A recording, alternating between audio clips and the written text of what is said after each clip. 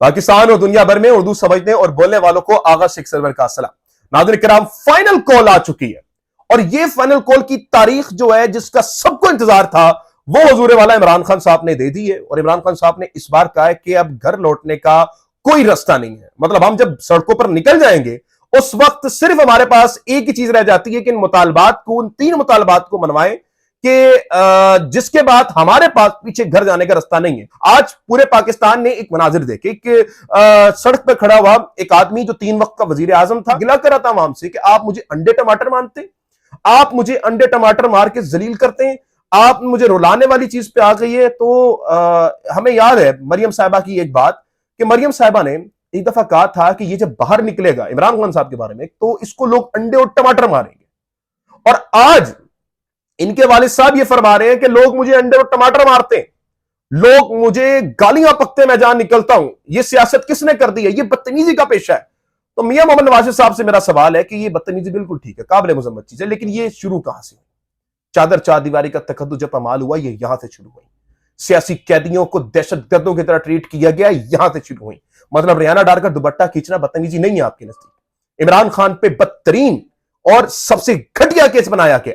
इमरान खान को कहा गया कि जनाब आपने इद्दत में निकाह किया है, सबसे घटिया तरीन केस उस पर बनाया गया। इमरान खान पे इद्दत केस बनाया गया। क्या ये बदतमीजी नहीं थी मियां साहब?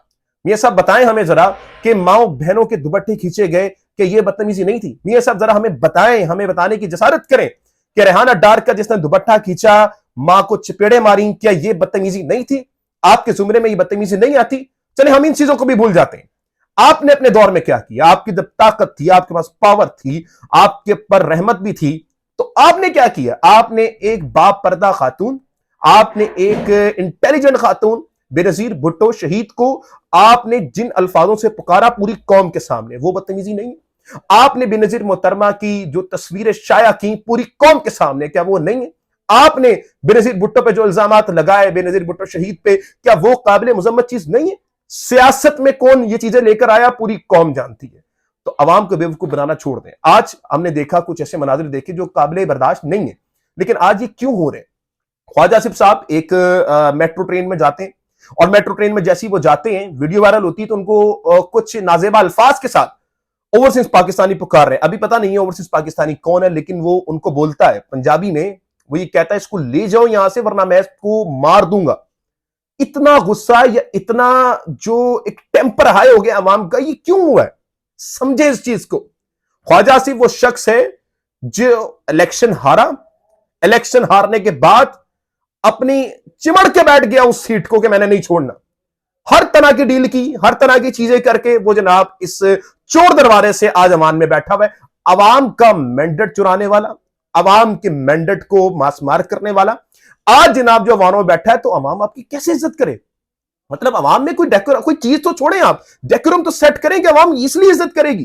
क्यों करे अवाम आपकी इज्जत? ये सोचिए जरा इस चीज को। ख्वाजा आसिफ साहब के साथ जो हुआ काबिल मुजम्मत चीज है, नहीं होना चाहिए था। और मैं इसको अभी भी कहता हूं ये काबिल मुजम्मत नहीं होना चाहिए, लेकिन सोचिए ये हो क्यों रहा है। आने वाले वक्तों में क्या ये चीजें रुक जाएंगी? नहीं रुक सकती। आप सोशल मीडिया से नहीं मुकाबला कर सकते। सोशल मीडिया से मतलब मुस्लिम लीग नून तो क्या, कोई भी मुकाबला नहीं कर सकता। सोशल मीडिया पे जो लोग बैठे, जो जवान बैठे, ना वो किसी से 1 रुपया लेते, ना वो किसी को 1 रुपया देते, खुद काम करते हैं, जो नजर आता है दिखाते हैं, ना किसी की स्क्रिप्टेड लाइंस बोलते हैं, वो खुद बोलते हैं, वो खुद बताते हैं कि क्या चीज है, वो खुद बताते हैं कि उनके पास क्या चीज है, जो सबूत रख के बताते हैं वो। मतलब आप ये देखें कि पाकिस्तान तहरीक इंसाफ की ताकत बताई जाती है सोशल मीडिया को, लेकिन जब शेख वकास अख्तर ने स्वाबी जलसे में मौजूद सोशल मीडिया को ललकारा और कहा कि जनाब इनकी वजह से हमारे में मुसीबतें आती हैं, तो शेख वकास अख्तर को इन्होंने नहीं छोड़ा। शेर अफजल मरवत को, जिन्होंने कहा कि जनाब इनकी वजह से हमारे मुसीबत आती है, शेर अफजल मरवत को रगड़ दिया। ये सोशल मीडिया पे बैठने वाले कोई एलियंस नहीं है, ये लोग पढ़े लिखे लोग हैं, ये आम अवाम है, ये पाकिस्तान की वो मिडिल क्लास है जो आपकी चेहरे को पूरी तरह से जानती है। वो जानती है कि आप किधर खड़े हुए हैं, वो देखती है, वो समझती है इन सब चीजों को। उनको लिफाफे नहीं मिलते, उनको स्क्रिप्ट नहीं मिलती, उनको ये पैसे देकर नहीं चुप करवा सकते। तो हां ये खतरा है, लेकिन हर उस शख्स के लिए जो कुछ गलत करने का इरादा रखता है। तो शेख वकास अकरम ने जिस तरह से ये चीजें की, शेख वकास अकरम जो पाकिस्तान तहरीक इंसाफ के रुकने कौमी असम्बली भी हैं, उनको इस चीज की माफी मांगनी पड़ी। उन्होंने ट्विटर पे एक पूरी तहरीर लिख के दी कि भाई मुझे माफ कर दें, मैं आपसे माफी चाहता हूं। तो सोशल मीडिया के लोगों से, उन लड़कों से कोई जीत नहीं सकता। ना तो इनको कोई पैसे देता है, ना इनको कोई लेकर आता है। ये वो बात करते हैं जो देखते हैं, ये वो बोलते हैं जो इनको समझ आता है, और ये वही कुछ बोलते हैं जो आज पाकिस्तान में रियलिटी है। आज अवाम को जिनकी बातों पर यकीन है ना, वो कोई बड़े बड़े सेलिब्रिटीज या बड़े बड़े सहाफी नहीं है। आज जावेद चौधरी एक जगह पे बात करे और दूसरी जगह पे इमरान रियाज बात करे तो बड़ा फर्क है। लोग किसकी क्रेडिबिलिटी को समझेंगे, अवाम ये जानती है। अवाम को पता है कि कौन सच के साथ है और कौन झूठ के साथ है। बहरहाल सबसे बड़ी जो खबर इस वक्त आपके सामने है, इमरान खान का पैगाम मैं आपके सामने पढ़ता हूं और आपको एक एक पॉइंट वाजे करके बता देता हूं कि इमरान खान साहब इस वक्त क्या चाह रहे हैं, इमरान खान साहब के माइंड में क्या है, किस तरह फाइट करनी है। मतलब कि इमरान खान साहब का जब आप ट्वीट पढ़ेंगे आप समझे इस चीज को कि इमरान खान इस वक्त किस जंग के लिए तैयार कर रहा है और किस चीज के लिए इमरान खान ने इतने साल जदोजहद की है। और अब इमरान खान ने कह दिया कि this is a final call, अब हमने घरों में नहीं जाना। तो इमरान खान साहब का ये जो पैगाम है मैं आपके सामने पढ़ देता हूं। साबिक वजीर आजम इमरान खान का अडयाला जेल से पाकिस्तानी कौम के नाम पैगाम। मेरे पाकिस्तानियों, मैंने जितना हो सका मुल्क और कौम की खातिर हर कुर्बानी दी और इंशाल्लाह खून के आखिरी कतरे तक आपकी हकीकी आजादी के लिए लड़ता रहूंगा। लेकिन यह जंग सिर्फ इमरान खान की नहीं, पूरी कौम की है। अगर हम आज इस जुल्म सितम के खिलाफ खड़े ना हुए तो हमारी आइंदा नस्लें हमें माफ नहीं करेंगी। जमहूर की ताकत इस जुल्म के निजाम के खात्मे का वक्त आ पहुंचा है। इंशाल्लाह आज मैं एहतजाज की फाइनल कॉल दे रहा हूं। दोबारा, आज मैं एहतजाज की फाइनल कॉल दे रहा हूं। फाइनल कॉल मतलब इसके बाद कोई और कॉल नहीं है, ये फाइनल कॉल है। 24 नवंबर को आप सबने इस्लामाबाद पहुंचना है। 26वीं आईनी तरमीम के जरिए 10 साल के लिए गैर एलानिया मार्शल लॉ लगा दिया गया है। मुल्क में बोगस पार्लियामान, बोगस वजीर आजम, बोगस सदर और बोगस जमहूरियत है। इस वक्त जनरल मुशर्रफ से ज्यादा खौफनाक डिक्टेटरशिप है। कानून की बालादस्ती, जमहूरी आजादी और मुल्क की बालादस्ती को, मुल्क के मुस्तकबिल को खत्म कर दिया गया है। अपने सहूलतकारों की मदद से मैंडेट चोरी करके मुल्क पर काबिज माफिया के जेरे इंतजाम जारी फस्तायत के निजाम, आईनो कानून और अदालत की मुसलसल हमले, हमारे बेगुनाह लोगों को जिंदान में डालने वाली जाली हुकूमत को बताना होगा कि कौम को यह सब नामंजूर है। 24 नवंबर के एहतजाज की क़यादत तहरीक इंसाफ की लीडरशिप करेगी। मैंने पार्टी रहनुमाओं को जमा करके एहतजाज प्लान दे दिया है। मैंने एक कमेटी तश्कील दी है। एहतजाज को लीड करने और खत्म करने का अख्तियार इस कमेटी के पास होगा।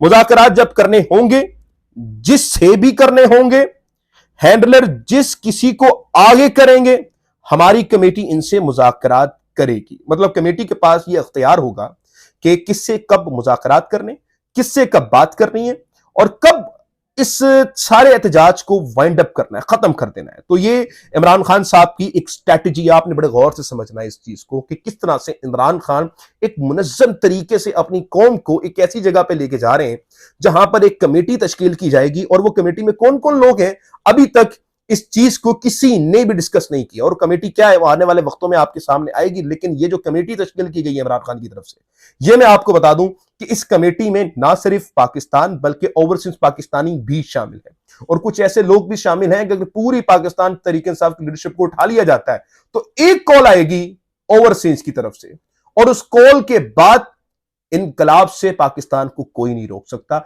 ये स्ट्रैटेजी इमरान खान की है और इमरान खान ने कुछ ऐसे लोगों को अपने कुछ ऐसी जगहों पे रखा हुआ है कि जब वो ऑन होंगे तो सब खत्म हो जाएगा, सब चीजें दूर हो जाएंगी। और अवाम, मैं आपको बता दूं, अवाम उन लोगों पर अंधा यकीन करती है।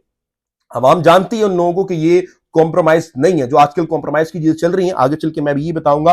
पर इमरान खान ने कहा है कि मैंने कमेटी तश्कील कर दी है 24 नवंबर के एहतजाज के लिए।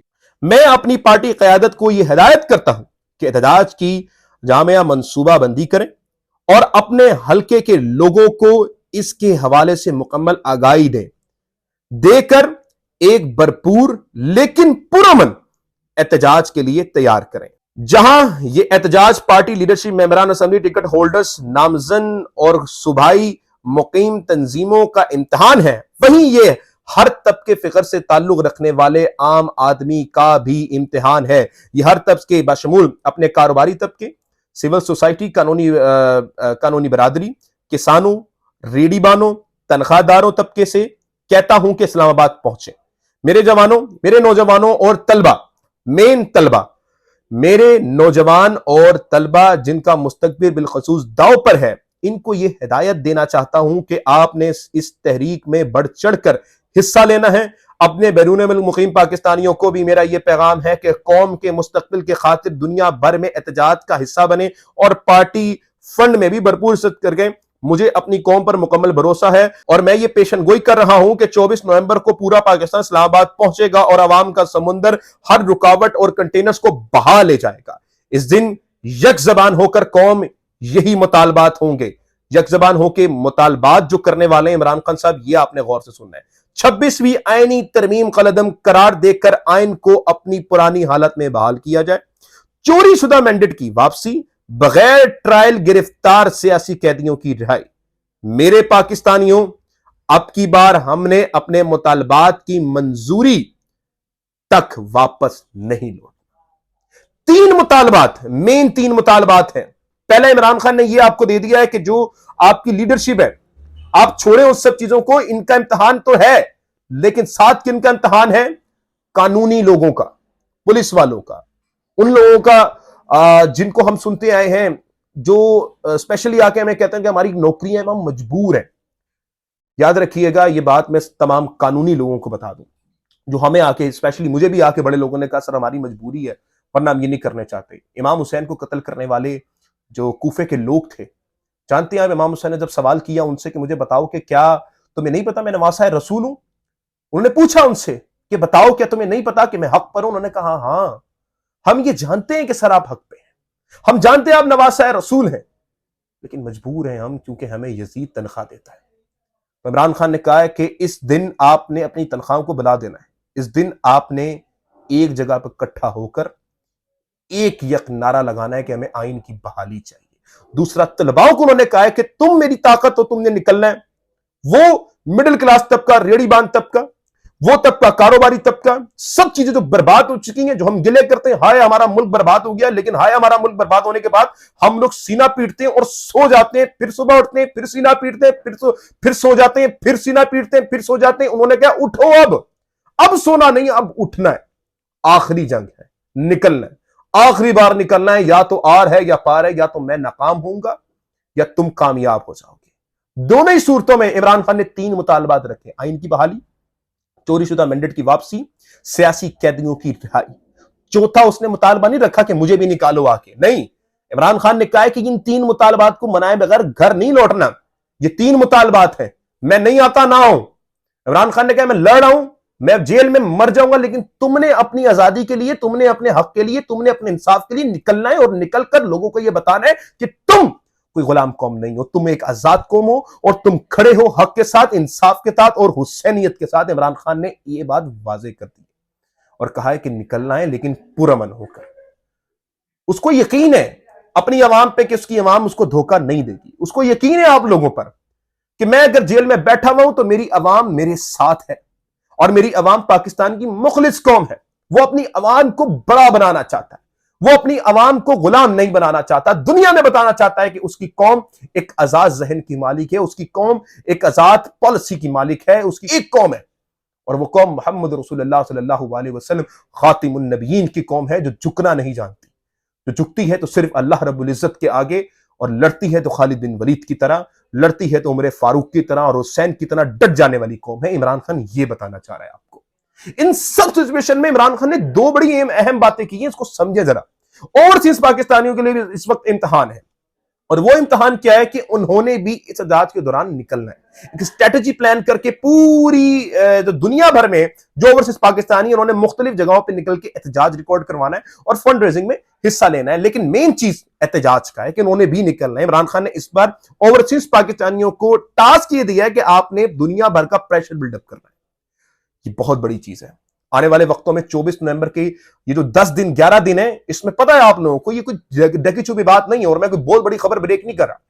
ये बात आप जानते हैं कि इन 10 दिनों में ताकतवरों ने अपनी तमाम ताकतें एक चीज पे लगा देनी है कि किस तरह पॉलिटिकल पार्टी को कुचल दिया जाए। ख्वाजा आसिफ इस वक्त पाकिस्तान में नहीं है, नवाज शरीफ पाकिस्तान में नहीं है, मरियम नवाज पाकिस्तान में नहीं है। क्यों ये लोग नहीं है पाकिस्तान में? सोचिए इस चीज को समझिए कि क्या होने जा रहा है। ये आखिरी मार्का है। आज 13 नवंबर है। आने वाले 10 दिनों में होने क्या जा रहा है? आपके घरों में रेड होगी, लोगों को पकड़ा जाएगा, मारा जाएगा। याद रखिएगा कि इन दिनों में बगैर स्ट्रैटेजी के कोई निकलता है तो उसको आपने उसका चेहरा याद रखना है। इमरान खान स्ट्रैटेजी दे चुका है, वो एक कमेटी तश्कील कर चुका है और उस कमेटी में वो लोग हैं जो घर लौटना नहीं जानते। ओवरसीज कुछ पाकिस्तानी मौजूद हैं जो इस वक्त पाकिस्तान में नहीं है और उन लोगों को मुनज़्ज़म तरीके से इमरान खान ने पैगाम पहुंचा दिया है कि अब आपका क्या रोल होगा अगर यहां से पीटीआई लीडरशिप बैक स्टेप करती है। उनका क्या रोल है, यहां पे लीडरशिप का क्या रोल है, सब चीजें समझा दी गई हैं। तो इमरान खान ने बड़ी तरीके के साथ एक चीज बना ली है और एक गिराव में ले ली है। अब इधर से निकलना नामुमकिन है। इस चीज में इमरान खान को निकालना ही निकालना होगा और जो ये 3 मुतालबात हैं ये मानने होंगे। अगर नहीं मानते तो फिर इमरान खान वो तहरीक चला देगा जो जिसपे वो एक्सपर्ट है और वो है मजम्मत करना। तो मिलते हैं अगली वीडियो में। पाकिस्तान जिंदाबाद, पाकिस्तानी आइन जिंदाबाद और पाकिस्तानी जमहूरियत पाइंदाबाद।